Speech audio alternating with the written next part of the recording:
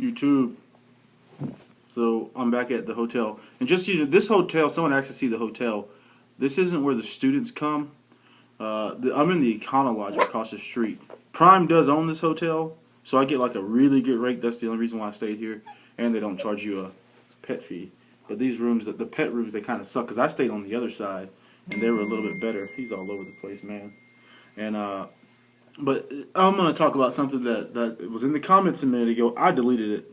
You know, I don't try to make rant videos, but you know, at the end of the day, I don't want to sit and read comments of someone telling me that, hey, well, what you made is basically crap. Okay, because you have to take into account. I work for a mega carrier. I'm leasing their truck. Okay. I'm not like I made the other video and explained the difference. If you haven't seen it, go look at my videos and find it. What an owner operator is versus a company driver versus a lease driver, they're all different.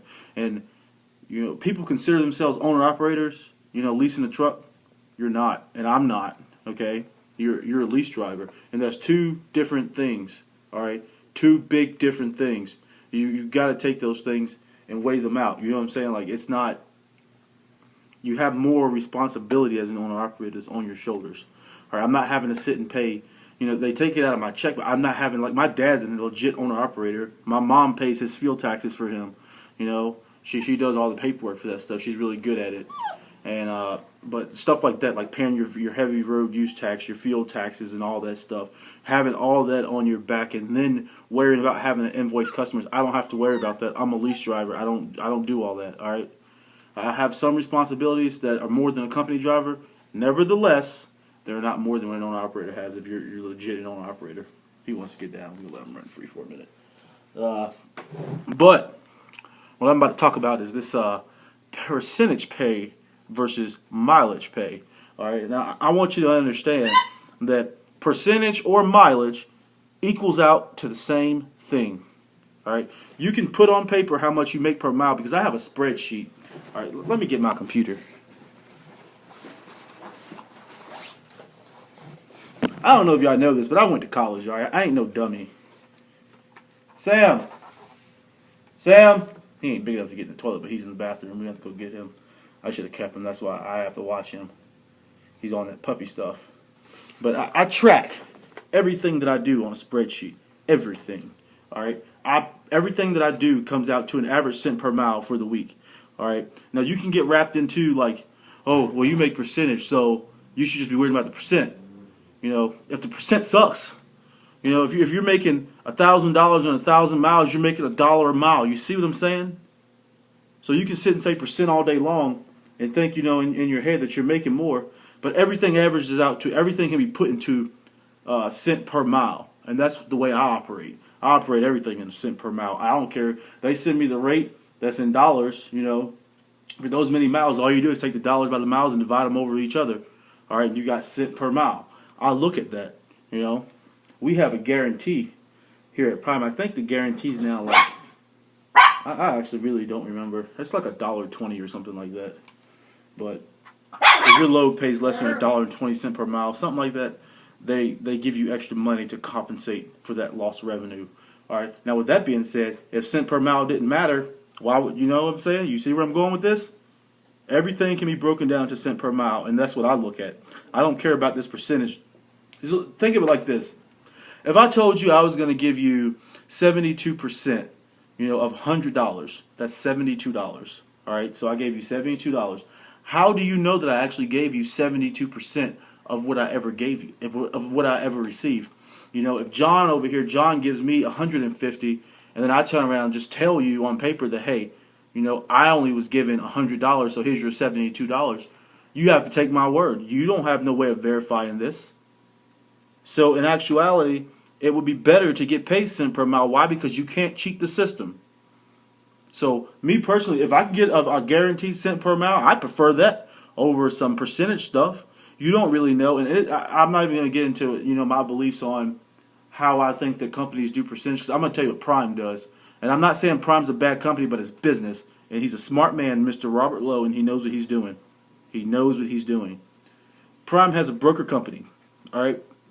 Prime gets their loads from that broker company. The broker goes direct to the customer. That broker gets a fee from what the customer pays. They charge Prime a fee for brokering in the loads, which is still Prime. So he's got two pockets on both sides. So you're really not getting 72%, which is what we get paid. So if you think that, oh, well, it's just percentage, it really doesn't matter. I look at cent per mile, and these are my reasons. Okay? This is going into a real hard rant, isn't it? Here, my computer's up now. I'm going to show you the spreadsheets that I made myself that are all self-calculating that I use to keep track of everything. I'm going to go, I have an expense report and I have a load tracker, all right? My load tracker keeps track of my revenue in, and my expense report keeps track of my expenses out. Toward the end of the week, to see where I'm at, I just take my load tracker amount and then minus the expenses from that, and that's about what I should see. Minus, obviously, my extra deductions, like the fridge we talked about, the flatbed equipment, that stuff. Any advances, which I don't do advances, I got one to get this dog. That's only because I needed $1,000, and I had like $6 something in my pocket. Got like $200 out the ATM. And then I had to get the rest out of an advance, man, because the ATM wouldn't give me any more money. This thing need to hurry up. I wasn't gonna make another video. I done made a lot of videos today, man. I'm going to get me some steak. Prime's got a restaurant. I just say Prime's got. Robert Lowe owns it all. He owns this hotel, the campus center across the street, and then the Ramada next to that. All right, and the Ramada's got a restaurant called Fire and Ice. It's got a bar in there. They got some pretty good steak. Got some good T-bones. I'm going to go get me one. If this thing don't load, my computer's taking all day. Here we go. I'm going to show y'all this. Right. Let's look at this. Y'all see that? Y'all can pause on the screen, and you'll see what I've made this week. This is why I said this week's been pretty bad. Now, if you want to sit and criticize my loads, you know, go right ahead. But you need to understand that, like I said, this is a lease company. This is a motor carrier, all right? Now, if you don't like it, don't come to work here. That's it, all right? You know, I look at making a certain amount of money a week, and that's what I'm happy with and I'm comfortable with, and this is working for me right now. For my situation, everyone's situation is different.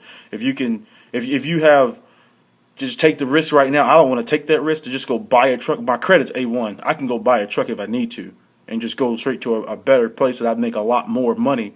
Nevertheless, I'm not sure if this is what I want to do forever, so I'm not going to plunge into $160,000 worth of debt. That's how much one of those trucks costs, in case you didn't know.